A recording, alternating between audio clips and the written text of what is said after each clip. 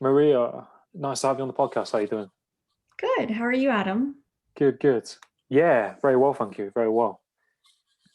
I'm happy Awesome. to. Well, thanks for having me here.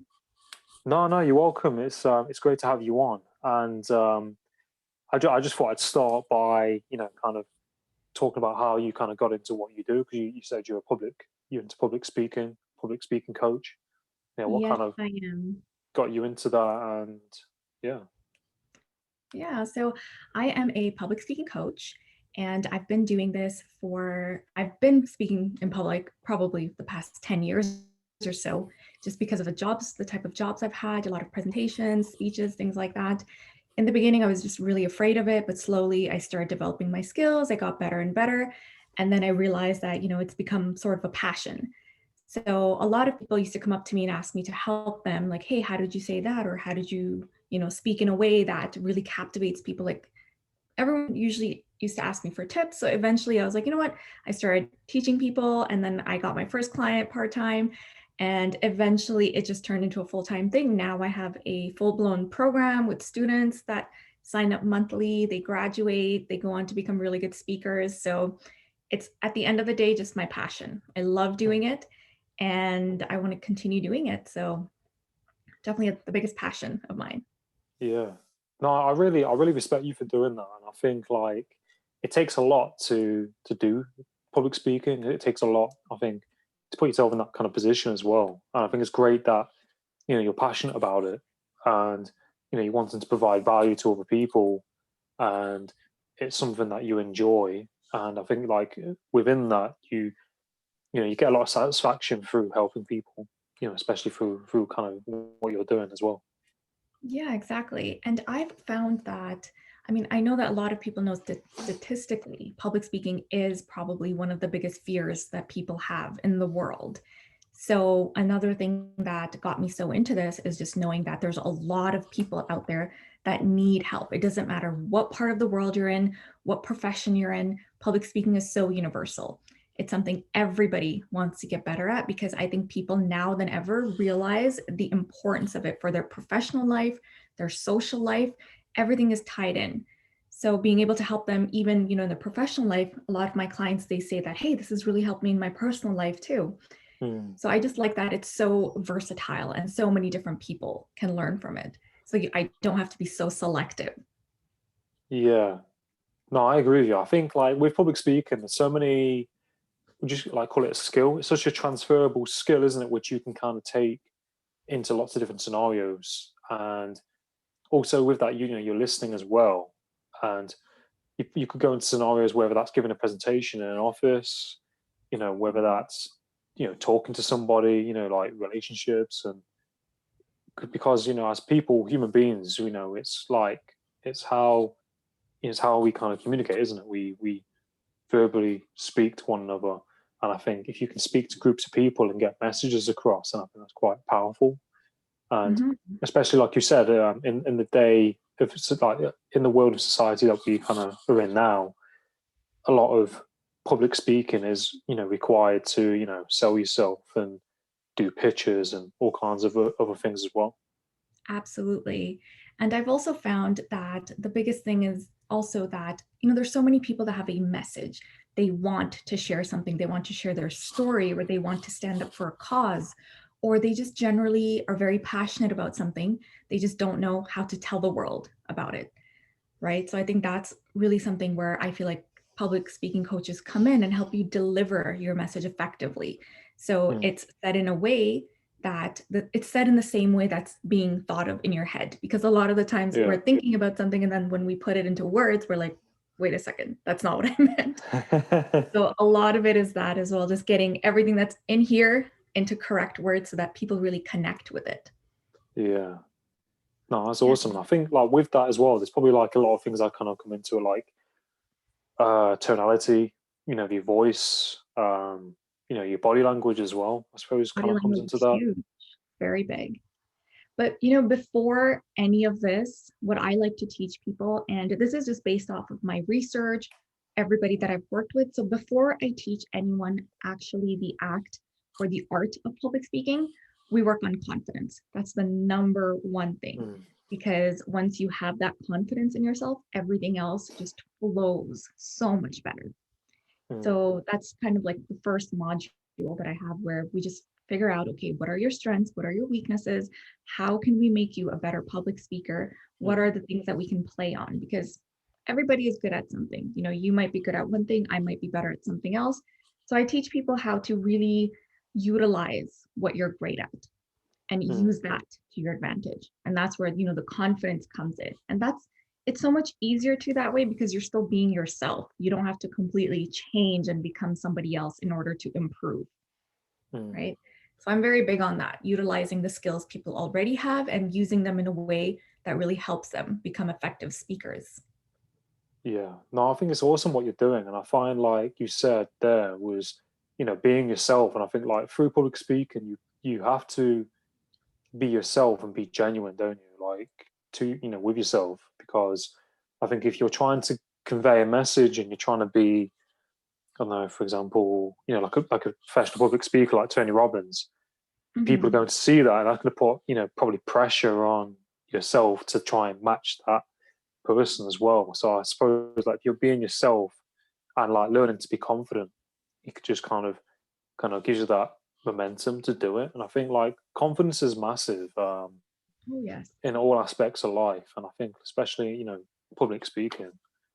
Um, but I think like we kind of have to all start somewhere, don't we? Like, you must see that in people as well. You have to Mhm. start somewhere, and we might not be very good at something straight away, but through our probably repetition, we get better. Definitely. It's repetition, and it's also looking at yourself and figuring out, what am I not doing right, or where are the areas that I need to improve. That's why we work on weaknesses as well. If you know for a fact that you're very bad at, let's say, math, for example, you don't want to get up there and talk about numbers, because you know that, okay, your brain just doesn't do good with numbers, so stay clear of that, Mm, right? But you might be someone that's just very good at storytelling. mm, So I like to maybe like use that to be able to give your speech, to be able to give your presentation in a way that is comfortable to you. Because I think confidence, the best way to build confidence also is to just be as genuine as you are. You can't pretend to mm, be somebody else. People can see right through you when you're trying to be somebody else as well. mm, This is why, being genuine is really important when you're trying to connect with an audience.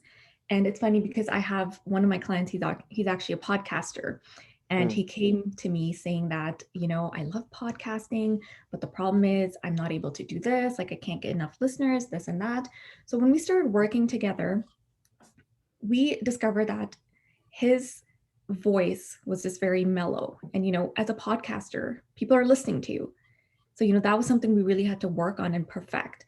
Even though day to day, when I used to talk to him, his voice was perfectly fine. But as soon as he turned on, recording, that's when his voice was completely changed. And again, that all came back to confidence, because he knew someone was listening. This is being recorded. So his voice was very different. Mm. So I taught him how to speak in a way that he was just speaking to his friends, for example. And he started slowly seeing, his numbers going up. He was getting more comfortable. His confidence started boosting. So it's just all about being genuine and just being yourself at the end of the day and Mm. figuring out what you're good at the most. Yeah, no, I think that's really key. And what you said, like, about being genuine, and this person that he was coaching, like what he was going through. I think to some degree, I experienced that when I first started doing podcasts. I remember, I just did it on audio to begin with, and I remember like feeling like anxious and things like this, like wave of emotions. And I think a lot of it is in the unknown, isn't it? I find, like how kind of irrational thoughts in the unknown can kind of like play on our minds and our emotions and things like that, and it can almost like affect like how you, like you said, how you sound. Because I mean, I remember like when I first started, I would try and rush certain segments of it, or try too hard, I think, to try and get it right, and then Right. it does play on you, like you, without you even thinking about it. So I think like it's a great way, like you said, just by being genuine and being yourself, you feel more relaxed.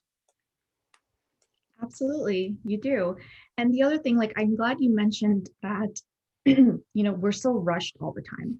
We're always looking at our watch, like, okay, I have this coming up, or I need to do this. So we're always continuously, on a go, go, go, go, go.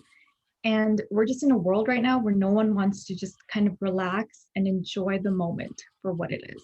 If you have a message, if you have something you want to share with someone, I feel like if you just live in that moment, in the present, stop thinking about the future. What are people going to think? What if this happens? What if that happens? Stop living in the past. Oh my God, last time I was on a podcast, I completely messed up. So it's going to be so hard. I don't want to do that again. We're overthinking too much, Mm, right? So if you just start living in the moment and just enjoy that time, you're going to be more relaxed. Everything will mm, come out easier, right? mm, So I'm very glad that you mentioned that, because that is huge. The overthinking, the uncertainty, all of this comes from us just being so overly, critical of ourselves and worrying too mm. much about the future and what's going to happen. What if somebody sees this? What if somebody laughs at me? All those fears, that's where they come from too. Yeah. Yeah, no, exactly. I mean, I think everyone's kind of got their own thing, haven't they? Everyone kind of has their own kind of insecurities, or they can relate to that in some way.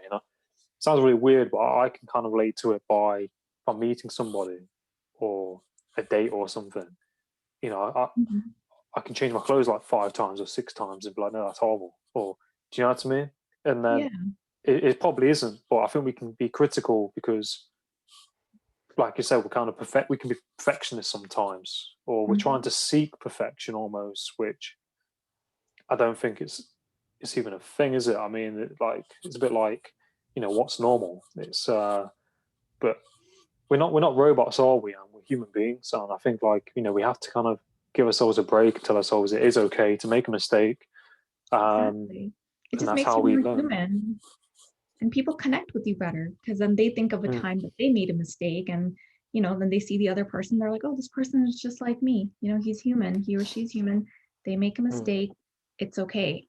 People are becoming more forgiving. The world is changing so much too, I'm finding. Whereas mm, before, you had to be perfect all the time. Like, for example, the business world, suit and tie. Men had to wear suit and tie. Women always had to wear, a nice dress, things like that. Now, like, I'm not sure how it is in the UK. I'm sure it's following along as well. But mm, in the US, everyone is so much more casual now.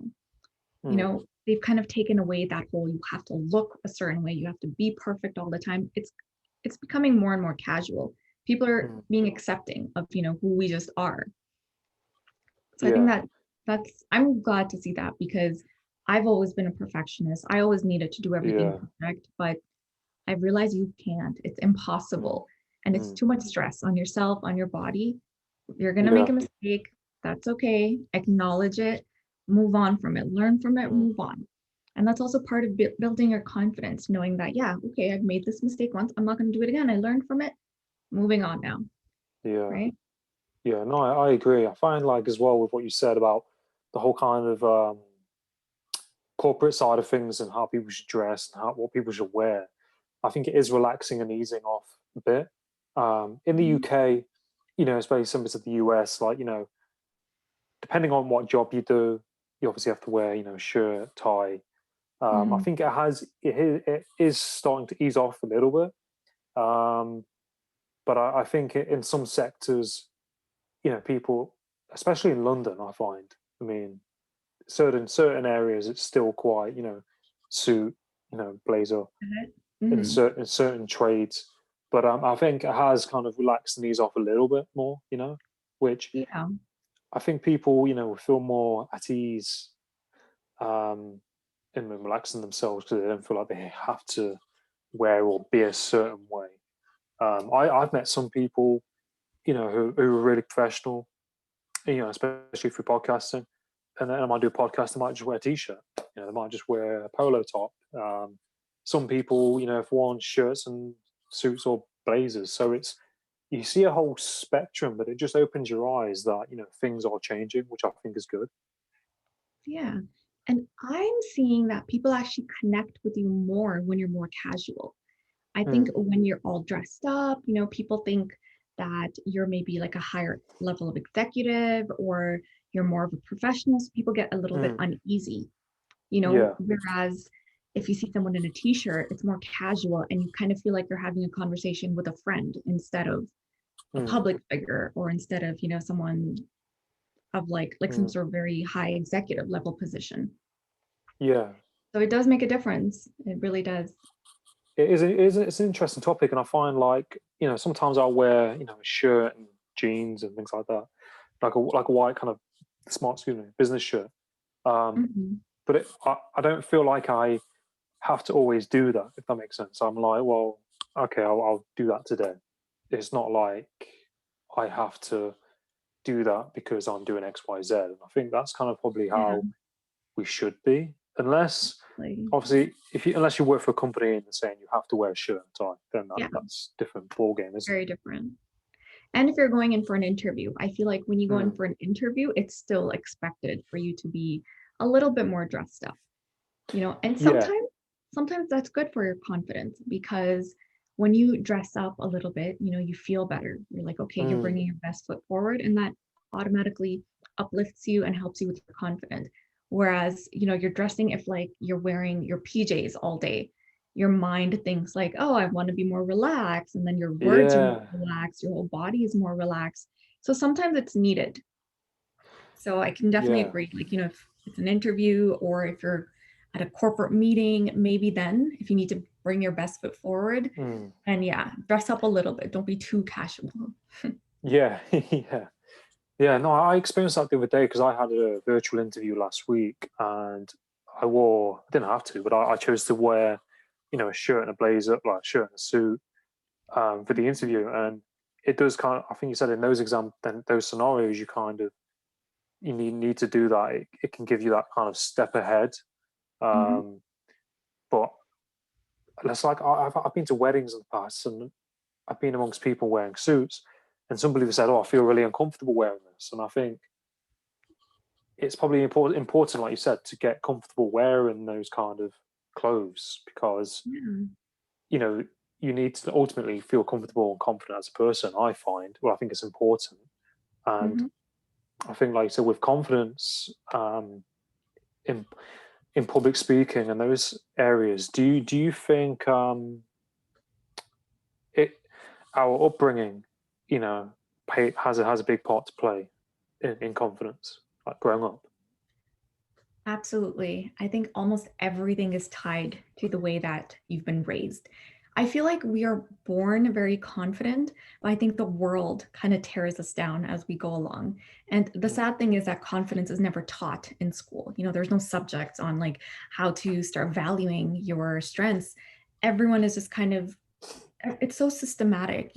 Everything is so like black and white in school, the way that you're raised with your parents and everything. It's just you get good grades, that means you're a good student, that means you're going to succeed in life, right? Whereas if you don't have good grades, they're just constantly telling you, oh, you're not going to get anywhere in life. Right. So imagine hearing that. Imagine if you're a creative person, again, you're not good at math, but you're really good at something else. No one pays attention to those things. And then you automatically think, oh, I'm just not good enough. I'm not a smart person. So it makes such a big difference on your confidence level, mm, because I feel like everything is so systematic. But luckily, I feel like now the world is changing a lot. I think mm, with the internet, with YouTube, people are discovering so many things. Like when I was younger, my path was laid out for me. Okay, you go to school, you go to university, you get a job. That's it. Right. And I was never an A+ student. I was always kind of like a B minus. And I always thought, I'm not going to get anywhere. Like, I'm just going to get an ordinary job. Nothing will mm. happen. I didn't even know you could be an entrepreneur. I didn't even know Yeah. you could do these things. Right. So I think just with the internet now, with things just blown out completely, where you can see, okay, people are doing other things. I think now people are slowly starting to realize it's not just your school, it's not just what your parents taught. Like my parents, when I quit my job, I was working at Stanford University. And when I quit my job, they were like, are you crazy? You're going to Mm, quit your job to like start a business? What? mm, mm, So there's a lot of backlash that you get because you can't even blame them. Parents are mm, raised a certain way. Their time, their era was very different. Today, our era is very different, right? So just going back to your question, yes, your upbringing makes a huge difference in your confidence level. But I don't think you can blame your parents. They teach you what they know is best Mm, because that's how they were raised in their time. But at the same time, I feel like things are changing and now there's just so much more awareness, you know? And I will tell you this, 90% of the people that I talk to when it comes to public speaking, when I really get down to, okay, what is the real problem here? 90% of them, it's always their lack of confidence because their mm, whole life they've been told, that they're not good enough or they're not going to get anywhere. Their grades weren't that great, but these same people, they excel so much in something else, you know? So when they mm, pick up, when they learn confidence, then completely everything in their life changes from their professional to their social life. mm. So, Yeah, yeah. no, I agree. I think it's massively important, and I agree with what you said. And I think um, like me personally, like I kind of, I what I've learned is, to be patient because I like to hit the ground running. I like to be confident, in what I'm doing. And I think I realized recently it just doesn't work that way. You have to. I like to think it was like being like Bambi, like Bambi on ice. You kind of have to kind of go through that. You kind Yeah, of have that to go through. wobbly, weird face. Yeah, you have to kind of go through those motions, and you just kind of build. I think the more you do something, and Yeah. but I I do think, think like sorry. mhm. Yeah, I was going to say the number one thing is realizing that, okay, I'm not confident in myself. The reason why I can't do this is because I'm just not confident in myself. Mm, I think once you realize it, only then you can change something about whatever it is that you need to change, right? mm, So that's a big issue too. A lot of people don't realize that they're not confident. A lot of us just feel like, oh, that's just like, confidence, you either have it or you don't. No, confidence can be learned. Confidence can be picked up. Confidence is a little bit of training. And like you said, there is that wobbly phase, but once you pass it, everything becomes easier after. mm. Yeah, no, I definitely agree. I was thinking as well, like people, I think everybody should do a job where they're working with people, like to start off, just to gain that confidence, socializing and Mhm. having that, that bit of work experience. Like, I don't know about, have you ever worked in hospitality in restaurants or um, Not in restaurants, cafes? no. But you've worked like front facing with people, and Oh I yeah, think, absolutely. and I think that's so important. I think working in restaurants for me helped a lot Okay. because like I saw when I was 16, so I was 16 years old, and I remember just feeling really nervous, just having a conversation with people. But I Mhm. think the more you do something, whatever that is, you get more confident at it, and I think people um, have a lot of pressure put on them because they're, like you said, they're trying to be like somebody probably on social media, or like there's so much expected of people nowadays, I think, before they even get out into the world. Mhm. That's And true. especially like if somebody wants to be a public speaker, like you said, probably people can lack confidence because their parents might want them to be doing something else, Mhm. um, or they might have had bad experiences that have caused them to doubt themselves. And I think that, like you said, it's kind of noticing that, isn't it? That area where you're not confident and owning that, because I think like through owning that, then you can kind of change it and work on it. Absolutely. I wanted to go back to what you just said. So, you know how you were saying that repetition, the more you do something, you get better at it? I have to disagree just a little bit because a Yeah, lot of yeah. the times, I've met people that they're repeating the wrong thing over and over, right? Right. Yes. Yes. I So, understand. practice does make you better, but if you're still practicing the wrong thing over and over, then you're not going to see improvement. So, Mm, yes, practice does make you better, but at the same time, you need to acknowledge, okay, where am I not doing well? What mm, am I repeating over and over that's getting me the bad results or not getting me the results that I want? So, mm, practice is an important part of it, but another element is recognizing that these are the areas I need to improve in, and then you figure out how to improve it. mm, So, that's something that I kind of try to teach my students as well, because a lot of them come to me, they've been speakers and they're great at speaking, but they still feel like, okay, something's not right. And then when I watch them, when I look into mm, it deeper, I realize that they're just doing the wrong things over and over. They have the mm, confidence, but if you're not going to fix the things that are not working, then there's really no point, right? So it's also acknowledging, okay, what's not working, what is working, and then improving on what Mm. needs to be improved. Yeah. No, that's a good point, and I agree with you. And I think like probably the more you do something as well, the more it gets reinforced. So somebody Mm-hmm. said to me, if you create if you create certain habits over time, they get stronger. The more you do it, so it can be harder to kind of unbreak those habits sometimes because they're so reinforced. But I Yeah. think, like you said, that is key as well because it's like, for example, I've gone to the gym before and I remember at college, and I see people lifting weights and they're like young kids lifting weights the wrong way or they're doing exercises the wrong way.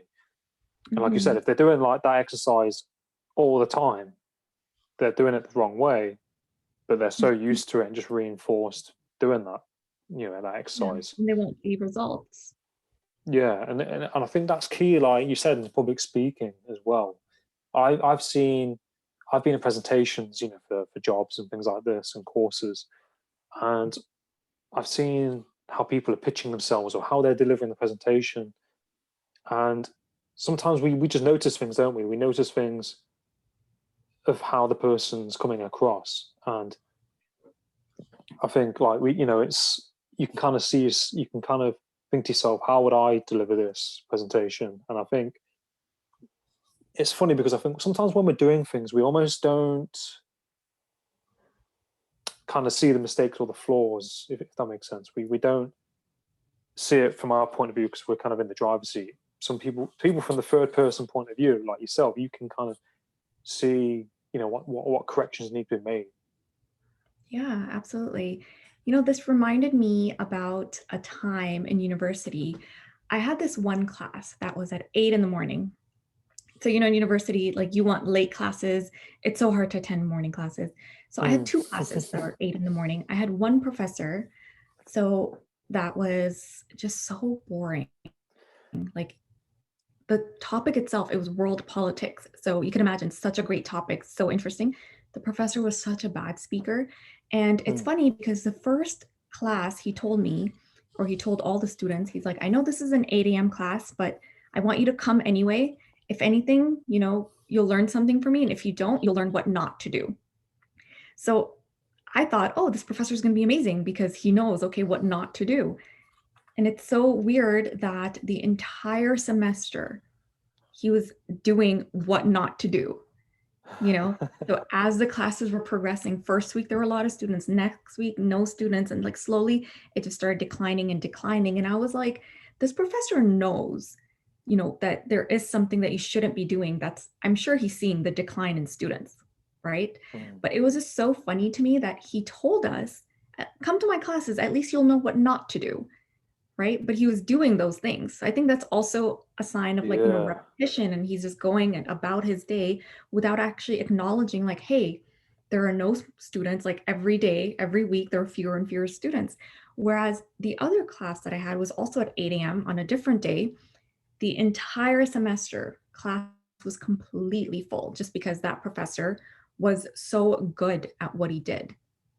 And it was a Mm. little bit of a more boring topic. And yet the class was so full. So I always think about that. And I was like, but it's because he was such a good speaker and he kept Mm. his, students engaged. So I think that makes such a big difference. So you could have the most boring Mm. topic, but if you speak properly, people will want to listen. So it makes a huge Mm. difference. And I think for me, that's always been a prime example. It doesn't matter how amazing your topic is. If you don't know how to speak, if you don't know how to say that message, if you're not confident in yourself, no one's going to listen. Mm. So Yeah. No, that's really key. That's really, kind of made me think about Jordan Peterson. mhm, I've quite like, I can really just switch on and just listen to him for like an hour. And exactly. some people, I can just listen for 5 minutes and I'm like, okay. But it's You're like, oh, okay, what time is it? Gotta y- go. yeah, and it's really eye-opening, isn't it, from what you said, that this guy was talking about, something quite interesting, and the students would decline because he wasn't, pitching the right way, conveying it the right way. And you Mhm. got, a speaker who is talking about really kind of boring probably an uninteresting topic, but the students are all staying there because of how he engages and Exactly. engages with the people. Yeah, exactly. And I think that was kind of something I always think about. I always look back and, because a lot of people come to me, a lot of people that want to give presentations and some of my clients, they talk about like they're in the industry of like engineering. And, they say when we have to give a presentation, it's so boring. Our topic is so boring. And I always tell them that it doesn't matter how boring your topic is. You Mm, just need to connect with your audience. And that's the key, being able to speak better, being able to convey your message. That is the key. It does not mm, matter what your message is. If you mm, have a great message and you're a good speaker, that's where completely excel. That's great. But you can always work with a boring topic. So I want, I guess, people to realize that, because people give up thinking that, oh no, this is a boring topic, I don't even need to get more into it. mm. Yeah, no, exactly. And I think as well, as long as that person knows what they're talking about as well, and that comes Mhm. across, because I know when I first started doing like these kind of like video kind of blogs where I'd be talking about something, I Mhm. would play it back, and sometimes I would go, and then say something, and that I started recognizing it when I went to a few presentations.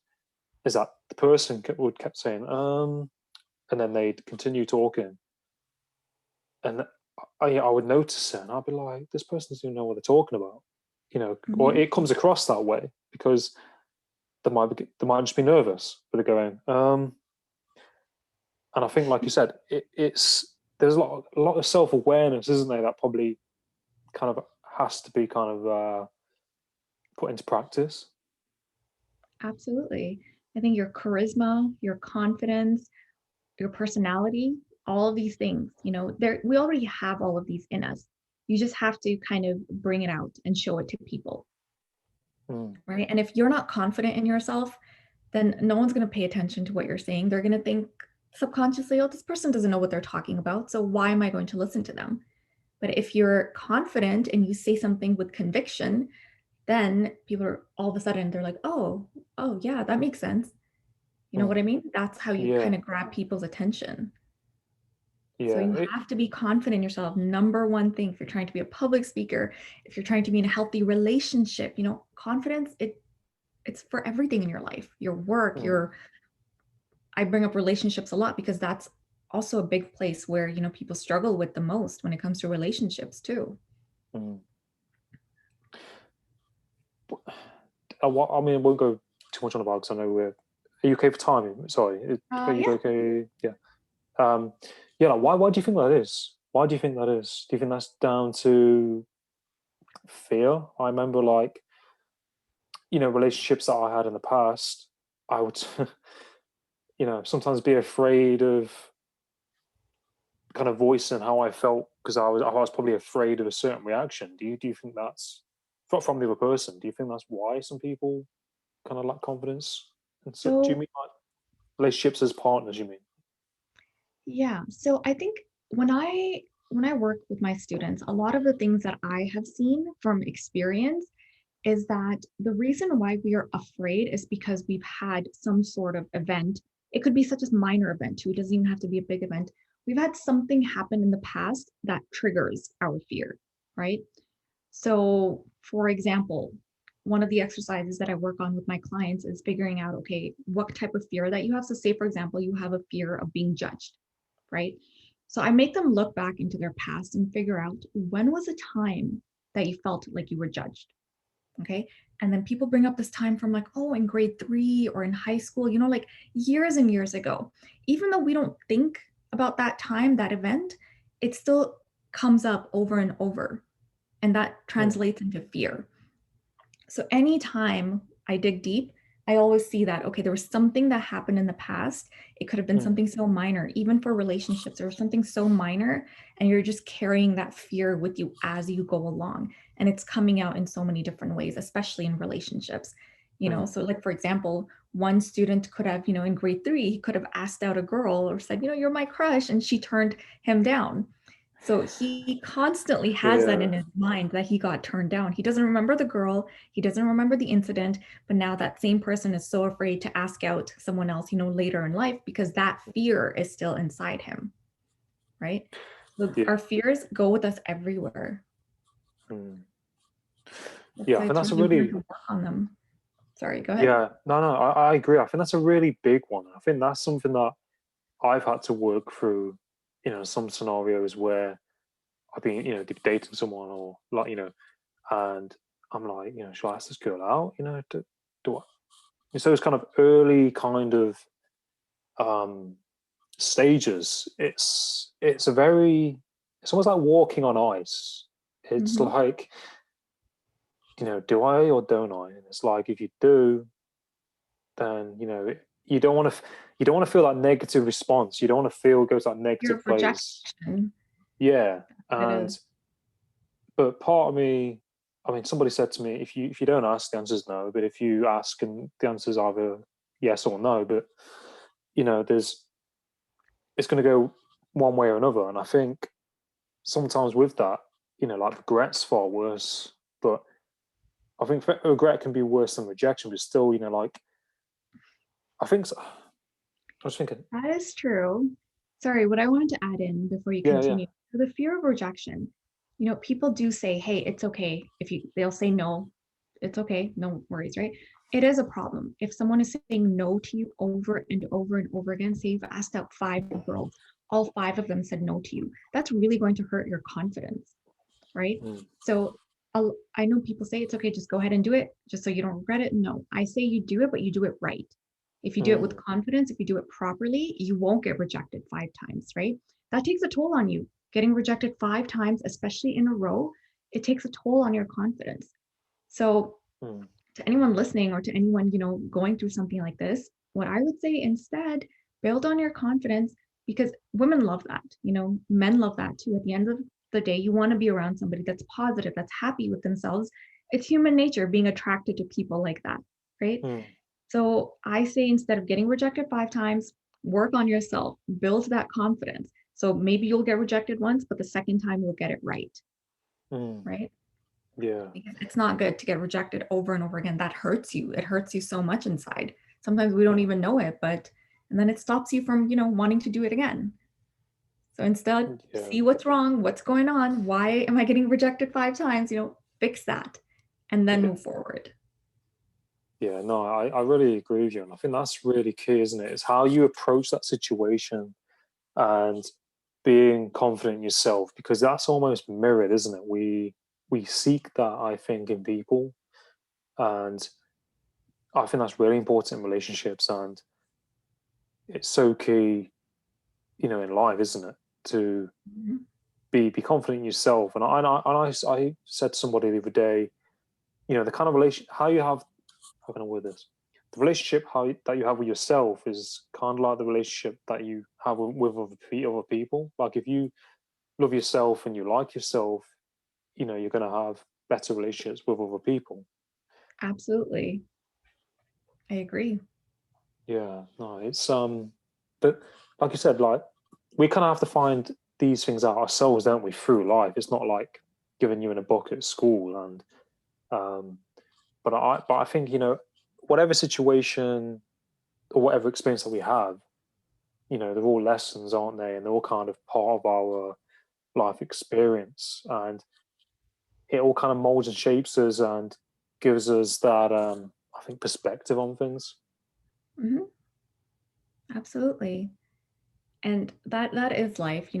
Sometimes you're going to go through something that does affect your confidence, but I think it's just all a matter of building yourself back up again. We're going to have some good days, we're going to have some bad days. Mm, Your attitude, your perspective, that makes a huge difference on how you're going to live your life as well. mm, So I'm a big believer in, like, I love self-help books. I love these type of mm, things, but I think anytime you're about to do something, first thing, just work on your confidence. That's the most important. mm. You have that down, everything else comes easy, twice as easy for you.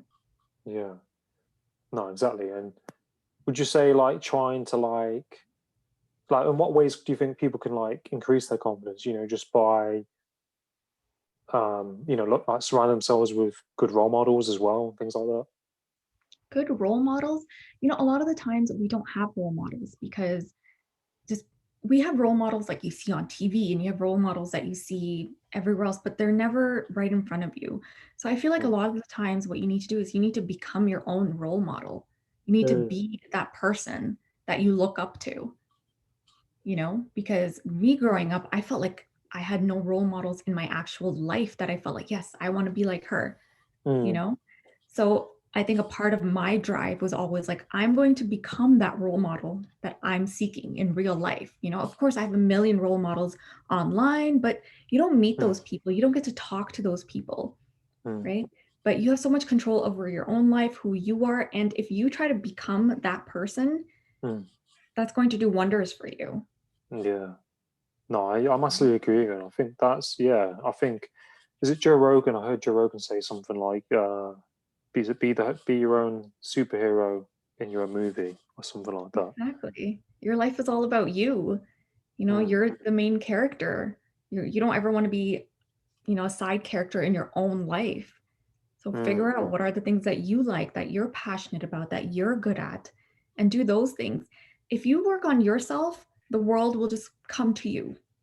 Mm. You fix whatever's going on internally, your aura will be better, your energy will be better, your confidence will be boosted. Anything that you want, people and things will be attracted to you. Then you won't have to be chasing people. And imagine a Yeah. life like that where everything you want comes to you easily. And Mm. that it all starts with you. Mm. It all starts from within. As Yeah. cheesy as that sounds, it really does. Yeah, no, I agree with you. And I think like it's trusting that like the universe, like you said, isn't it? And being around the right people as well. I think that's something I've learned since March. When I first started doing the podcast and connecting with people like yourself, and um, being supported in what I'm doing. Like Yeah, because I think sometimes people don't understand what you're doing or can kind of, I don't know, give you false messages about it. I think finding the people that support you in what you're doing, is a massive thing as well. it is. It helps. If someone is putting you down on your dreams and what you want to do, is that person really a good person to have around you? I don't think Mm. so. I have very few friends. I only Mm. have like maybe three friends. And these are like the three people that I know like live and die for me. You know what I Mm. mean? And they Yeah. understand my dreams. They understand what I want. If you surround yourself with people that don't understand, like all they're going to do is fill you with more doubt and bring you down, Mm. right? So I think that's huge. Surrounding yourself with good quality people, Mm. Yeah. quality over quantity makes a difference. Mm. No, exactly. Mhm. Are you sorry, UK still for time? I'm just checking because I remember you said. I do have to get going. I have a meeting at Yeah, 1. that's cool. But This was great. I really liked this. yeah, yeah, no, same here. It was great. It was really great talking to you, Maria. And where can Yeah. people find you on social media? Yeah. So I am on social media. On Instagram, it's sincerely Maria 23. I also have a YouTube channel. It's not very active right now just because I have my program running, but I do Mm. want to get back onto YouTube. So YouTube, same thing, sincerely Maria. All platforms, sincerely Maria. No, awesome. But yeah, no, it's been great talking to you, and hopefully we can do this again sometime and talk about other topics and things like that. But Absolutely. Yeah, no, this is great. Thank you so much for having me. yeah, Absolutely no, love this. And I can't wait to do it again. yeah, no, same. It was great. But have a great day, and I wish you all the best on what you're doing. You too. Thank you so much. I'll No, see you no, you're later. welcome. Yeah, take Bye. care. All the best. Bye. See you. See you. See you.